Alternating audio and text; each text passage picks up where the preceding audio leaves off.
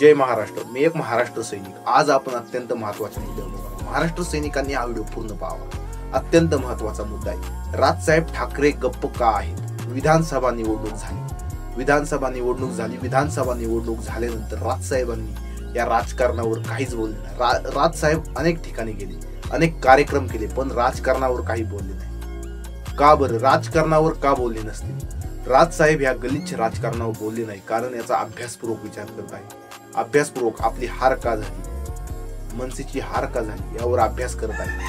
अत्यंत महत्वाचा अभ्यास करत आहे. आणि एक वेळ राजसाहेब ठाकरे बोलायला लागले ना, महाराष्ट्राचं नजर त्याच्यावर आहे.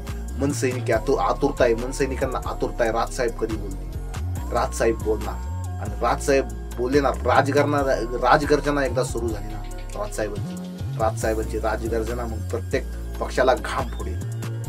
राजसाहेब असे बोलतात की प्रत्येक पक्षाला घाम फोडेल. राजसाहेब ठाकरे बोलणार. राजसाहेब ठाकरेंनी सांगितलंय लवकरच प्रेस कॉन्फरन्स घेणार आणि मीडिया समोर येणार आणि लवकरच बोलणार. आपली भूमिका स्पष्ट करणार. महाराष्ट्र नवनिर्माण सेना या पक्षात काही बदल घडवायचे, यासाठी राजसाहेब ठाकरे चिंतन करतायत. राज ठाकरे चिंतन करतायत. राज ठाकरे याबद्दल चिंतन करतायत. आपल्या मनसे पक्ष कसा वाढला पाहिजे.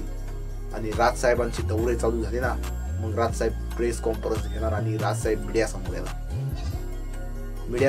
लवकरच मीडिया समोर येतील. अत्यंत महत्वाचे. आणि या गलिच्छ राजकारणावर जरूर बोलतील. गलिच्छ राजकारण चालू. बीडमध्ये सरपंचाची हत्या झाली, यावर राजसाहेब ठाकरे काही बोलले नाही. अजून मराठीचे जे काही मुद्दे घडले यावर राजसाहेबांनी फक्त ट्विट केलं. मनसैनिक धावून आला. फक्त महाराष्ट्र सैनिक यासाठी धावून आला. बाकीचे पक्ष फक्त झोपले होते आणि झोपा काढत होते. बाकीच्या पक्षांनी काही केलं नाही.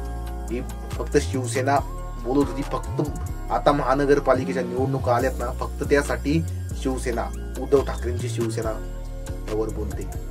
फक्त हार झाली म्हणून बोलते. याच्या आधी शब्द पण काढला नव्हता की मराठीसाठी. फक्त हार झाली म्हणून मराठी दिसते आणि 16 लढणार आहे. यांना आता कळालंय की काँग्रेसच्या मांडी लावून बसल्यावर काय होतं. यासाठी राजसाहेब लवकरच बोलतील, प्रेस कॉन्फरन्स घेतील आणि राजसाहेब म्हणजे आपल्याला दिशा ठरवतील. एक महाराष्ट्र सैनिकांना एक दिशा देतील, कोणत्या दिशेने चालायचंय. आणि आपण महाराष्ट्र सैनिक त्या दिशेने चालणार. युतीच्या दिशेने चालायचंय की कोणत्या दिशेने चालायचंय. राजसाहेब आपल्याला सांगतील, लवकरच आपल्याला सांगतील आणि चांगला निर्णय घेतील. आशा आहे. पाहू आपण काय होतंय, राजसाहेबांचा निर्णय काय येतोय आणि राजसाहेब आपला पक्ष कसा मोठा करतायत. पक्ष बांधणी चालू आहे. राजसाहेबांची मनातल्या मनात पक्ष बांधणी चालू आहे.